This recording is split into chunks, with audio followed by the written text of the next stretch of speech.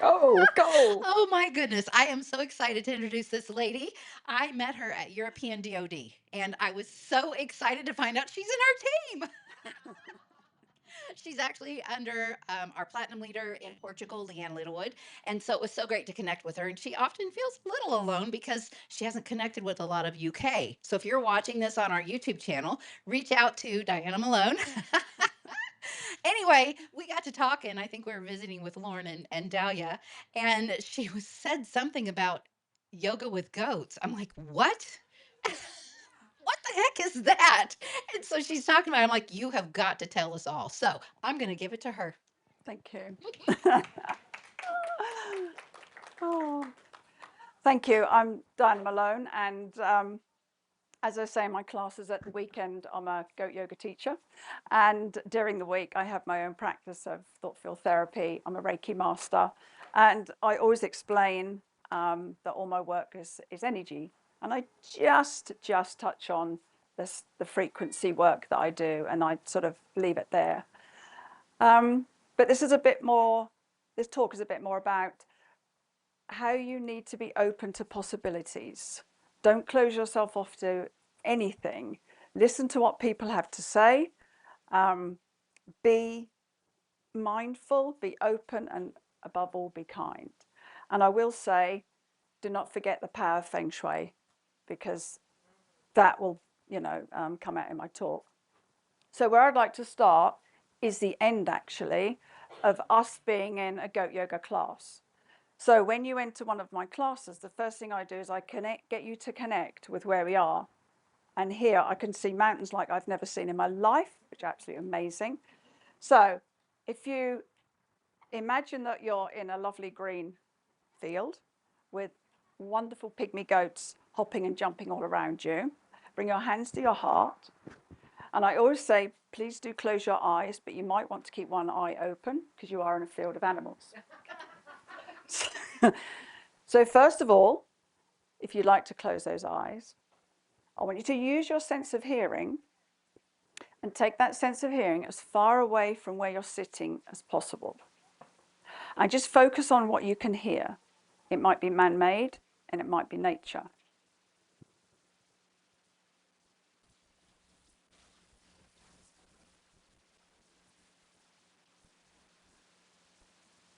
And then gradually bring your sense of hearing back into this space.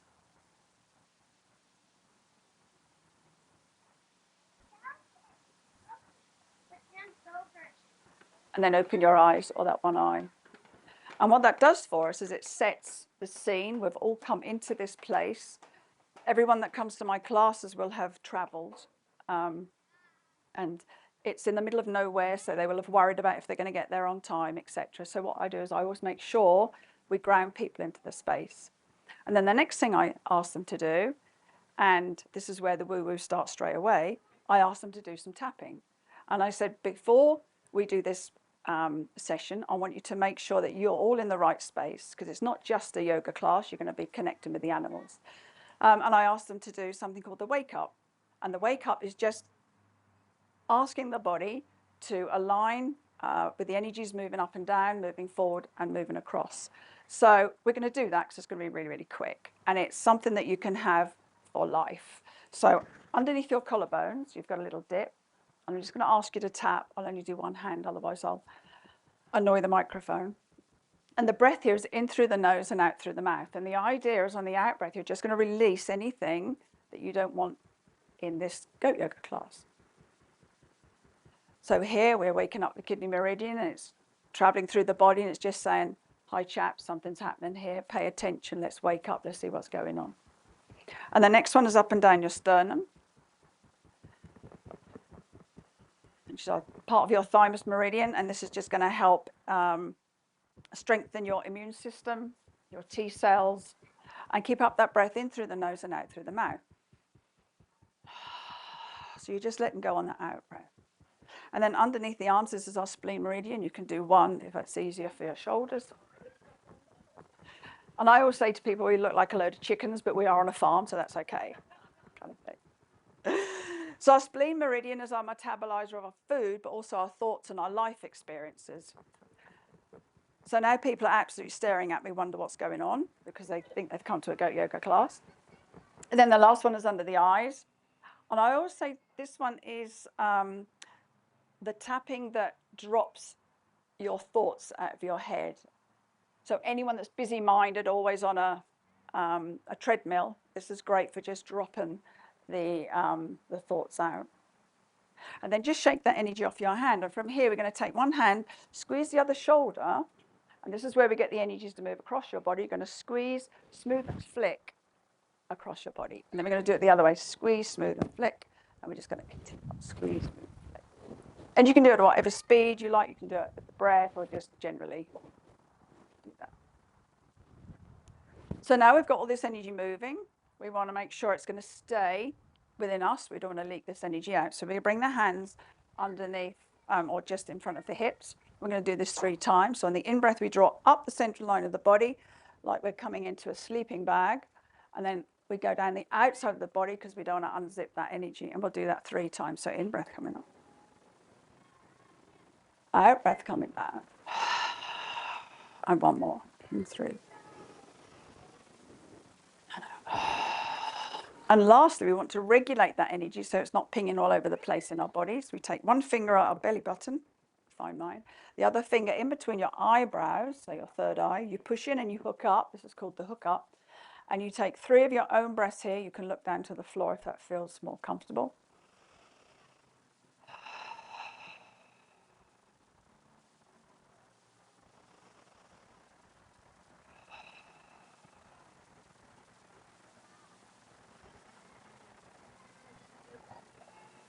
And when you're finished, just shake off your hands.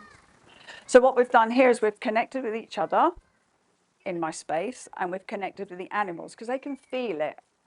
And very often I will go around the class when we start doing different things, and I say to someone who looks receptive, you just watch when we do something different, how the energy of the goats changes. It's quite phenomenal. So now I'll start at the beginning of my journey, which was about 12 years ago. I'd only been a yoga teacher for about a year, and my son had actually been in New York State. He had been over here for a year with his business degree, and I have lovely sons. They always bring me a present back from their trips. And he brought me back this rolled up piece of paper with some artwork on it. And it was of a yoga studio somewhere in New York State. And it had the picture of a goat's head on it. And I went, oh, that's pleasant. Okay. And I thought, well, that looked nice in my office. You know where I'm going. So I put it on the wall in my office. Off I walked, carry on with my life. Didn't think anything about it. And then I was, about a year later, I was trying to write a book. And on Facebook, I found a local lady that could copyright for me and go through it and things like that. Her name was Emma. So we did this work together. That was Emma. She did that work, and that was it. I carried on with my life. And then 9 years ago, Emma phones me up. She says, Di, have you seen what's going on in the States? Because we call this the States. Have you seen what's going on in the States? I go, no. She said, go onto YouTube and look up yoga with goats. So I did. And I went, oh, that's interesting. Why have you rung me? Now, she'd had lots of mental health issues and decided that she would leave life alone and go and have this little goat farm, basically. So she had lots of goaty connections all over the world. And I was the yoga teacher. She said, well, do you think we could do this? And I'm going, but I don't know anything about goats. She said, but I do. I went, okay. So at that point, I could have said, no, I don't know anything about goats, and I'm going to carry on with my life. That's fine. But I'm a very open-minded person, and I love to just see the synchronicity of things. I said, okay, I'll pop up the farm and, stroke a goat and see what happens. So I got to the farm, and they're all in like a little barn because they're very, very small. And I'm sitting on these bales, and they're jumping around, and they're just, it's just amazing. And the energy is like having a grandchild with you, it's all mad. And I just sat there and I thought, I need to know how I feel. And I sat there and I thought, oh my God, I'm completely in the moment. I can feel my oxytocin in my body. I can feel joyful. I can feel just love for these little animals.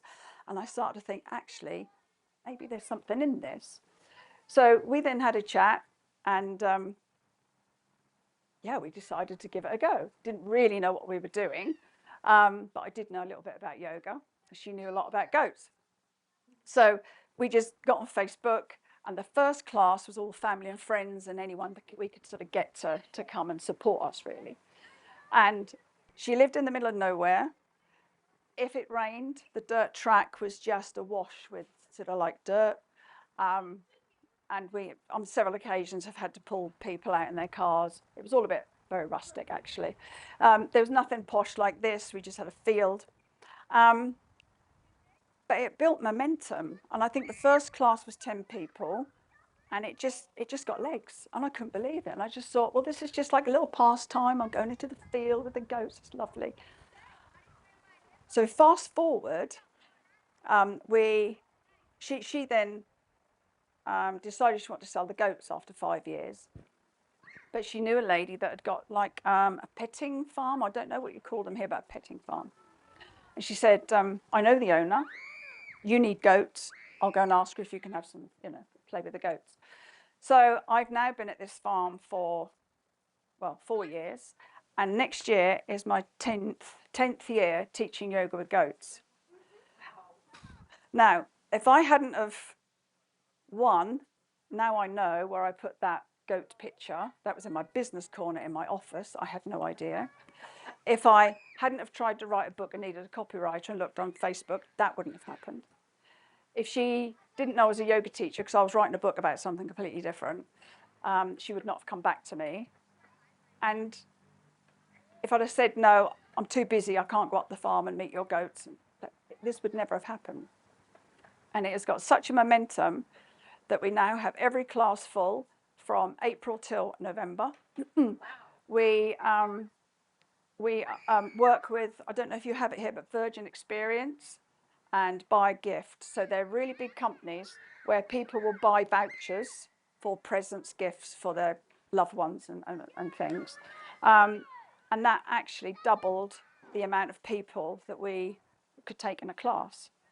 And this last year, I've had to get another yoga teacher up to the farm to help me because I was working every weekend from April to November, and that's not a good look when you're over 60. But, so what I'm saying really is keep your mind open to all opportunities. You never know where that one thing is going to come from that really accelerates you and where you need to go. I mean, it's just happened. We had a one-page website at the beginning, and it just had its own legs, and it completely felt as I was in the flow, that someone was looking after me. I had to be here. I had to be doing this. And my son is just the same son that got me that goat picture. He went traveling for a year, and he's just come back, and he said, right, Mum, it's about time you got yourself organized. I said, is that a fact? Right, okay. Because they're young, and they think they know it all, don't they? So he said, you need to have a logo.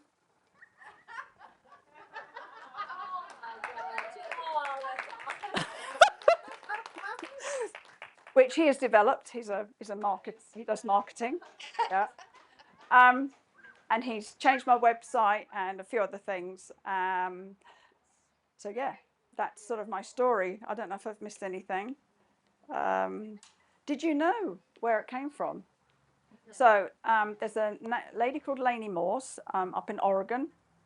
She did the same as Emma, actually. She got some goats because of her mental health. She had a divorce, etc. And she had a friend who was a yoga teacher. And the yoga teacher said, oh, it's a beautiful sunny weekend it's going to be. I'm going to have a yoga class. Can I use your field? Well, she said, you can, but there's some goats in the corner. She said, but they probably won't bother you. So they set the goat, all their mats out, and the goats just... And that was how it was born. So if the yoga teacher hadn't have asked to go in her field, we wouldn't be standing here today. So always be open to the opportunity. If you don't know anything about Feng Shui, I suggest you do have a look at it because it is really, really powerful. My friend has trained in it, and before I moved into my new house, I said, you are the first one through the door. You're the one that's coming in. So yes, she has, Lainey Morse has several around the States if you fancy giving it a go. She's set it up now as a franchise. I did look into that, but that's not where I want to be. I'd rather be in the field myself doing it. I have helped a lot of yoga teachers in the UK to set up their own. That's fine. I don't mind doing that, but I'm not into all that kind of corporate stuff. It's not where I want to be. So yeah, any questions? That is freaking awesome. Thank you so much. We do have some questions. Oh, I don't really have a question. I just have a little bit of a aha. So we were at Trader Joe's not far from the Wellness Center, and we come out, and right at the stoplight, there's yoga with goats that I made comment to these three, and it's so funny. And here you are. Any that is how it questions, happens. comments?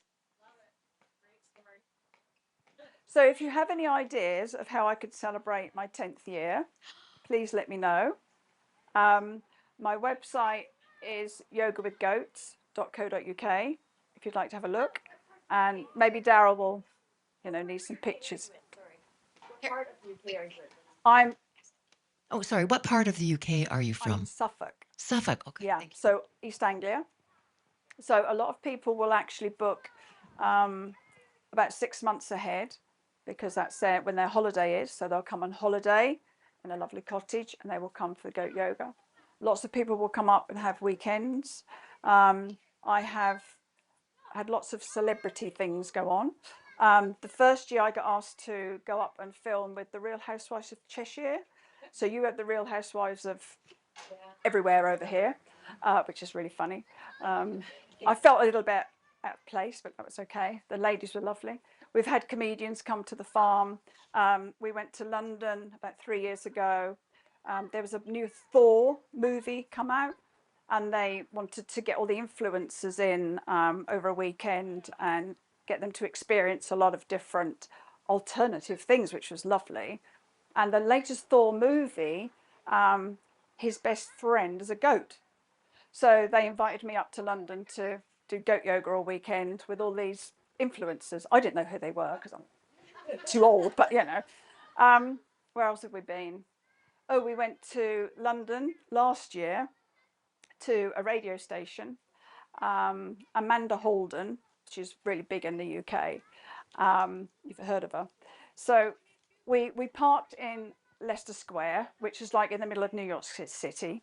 We had 4 baby goats in a cage, okay, a lovely cage, and 2 mummy goats on leads. And it's like walking through Times Square. So we walked these animals through, London. And then we had to put them in a lift. So we were trailing straw all over the middle of London and then put the straw in the lift, took them up to the lift. And it was just bedlam in a yoga studio for like, in a radio studio for half an hour, but it was the funniest thing ever. Funniest thing ever. But if you do yoga with goats and Dinah Malone, I'll come up somewhere. Do you recall over here a rapper? I don't know how many of you are rappers, but NLE Chopra. He's a big rapper over here, and he came to the UK to do a tour. And his manager phoned me up, and I was actually babysitting my grandchildren. So this guy phones me up with an American accent, and he wanted me to go do a goat yoga class, which I thought it was Emily Chopper, a lady. And I said, sorry, I'm really busy with my grandchildren. You'll have to ring me back later. And you could see this guy go, okay, all right. So he gave me half an hour, and then I told my daughter-in-law what it was. She said, well, you've got to ring him back. You've got to ring him back. He wants to do a yoga class. I said, oh, yeah, I know, I'm busy with the girls. Anyway. So he phones back, and then we're having this conversation. I still thought it was a lady who was a rapper, which is fine. And he said, well, can you do it like this afternoon? So my daughter-in-law said, that's okay, I'm home, go, go, go. Okay. So I said, well, I'm not sure, I'm with my grandchildren. He said, would you do it if I offered you £500? So that's quite a lot of money to me, to most of us. And I went, okay, what time? Sorry, girls, I've got to go to work. And that is true, and that's how it is. He had a one-to-one, but he didn't because his bouncer came in. So that was another class. Been on Antiques Roadshow, which is a big antique show in the UK. Yeah, I've done lots of things, and I would never have done that if I hadn't decided to say yes to go and sit in a barn with some baby goats. So Did you bring your goat when you're going to do the yoga with the rubber? they were on the farm. We made him come to the farm. Oh, I Yeah, see, I see. we travel them as little as possible. It's really hard to travel animals. They need lots of certification, and it's not fair on them, to be fair, you know. But London was a big thing. We thought, well, we'll do that one because it's a nationwide radio station, and we'd get a lot of exposure. Thank you. How did you say yes to Solex? My dear friend was looking at all kinds of things like the spooky machine, Rife, and she found it. And we just went out for coffee, had a chat about it. And I said, do you know what? To me, that looks like Reiki on speed. I told Lauren that the other day. I said, that looks like Reiki on speed. I'm going to give that a go. I didn't really need much convincing because all of my work is with frequency. So she showed me how it worked, and I just said, yeah, let's just do it. And one of the reasons is that as I get older, I have an elderly father and I have grandchildren, and I wanted to have more time freedom. So I want to be in a field maybe less, and I want to be able to travel around and do those things with those people. And I can do this from anywhere. It is the best remote job in the world. You know, and you can take your clients with you because they're in your phone, basically. You just take them with you. Yeah. And I've been in about a year, I think. About a year. I'm curious if I've seen, like I said, I was speaking to you before about seeing some of these on YouTube videos and so on. And I'm curious if your experience or the way you run your program is the same. Like, do the goats jump on people? Like, I just wonder, and the process itself, what goes on? Do they jump on you, or you just do it and they're just mingling around, or what happens? So when the babies are first come into the field, because we run with the goats. So each year when the goats have their babies, we then decide what date we're going to start the classes because it's a yearly rotation. And when they first come in, they come in with their mums. So the mums have been doing it with me like for 4 years. So they know exactly what they're doing. They're absolutely brilliant. And they basically teach the babies. So at first the babies are just like milling around and working out what's going on. But because they're on a petting farm, they've already got interaction with humans, which is lovely. And then as they get a little bit bigger, they start to jump on people themselves, which is quite nice. So we don't train them like you sometimes do on YouTube, but what we do is we'll encourage them with food. So there'll be a particular point in the class where I'll say, right, now you've seen on YouTube all these goats on people's backs. If you would like us to reenact that, and I get them into certain positions, I said then my helper, because I always have a helper in the field, will come round with some food and then we'll see if it'll happen, kind of thing. So it's really organic. We don't train the goats. The mums have still got full horns, so we don't, not dehorned. And we keep it as natural as possible. And yeah, the goats, I now understand that goats were the first animal to ever be domesticated. And they watch over millennia, they have watched our facial movements, and they can almost talk to us, and they know exactly how we feel. I know if someone's vibrating, correctly, because all the goats will go straight to them. Oh I my can gosh. tell in a class, and I can tell in a class if someone's really unwell or depressed, they won't get a goat. They won't get a goat. That's So that's amazing. my job, is to give them the goats. And my biggest joy is to see everyone as they leave that class absolutely beaming with joy. That's all they've thought about for an hour and 15 minutes. There's nothing else in their lives at that moment. Because, you can go to a yoga class and still think about the shopping. You cannot if you're surrounded by animals. It is just the most joyous thing. And I've brought a lot of people to yoga who would not have gone into a studio, but will come into a field. And they'll come up to me afterwards and say, I never realized yoga could be like that. And I said, well, now your job is to go and find the right teacher. Thank you. Because they come from all over the country, kind of Oh my thing. goodness. Thank Diana, you. that was amazing. Thank you so much. I knew we needed to hear about this.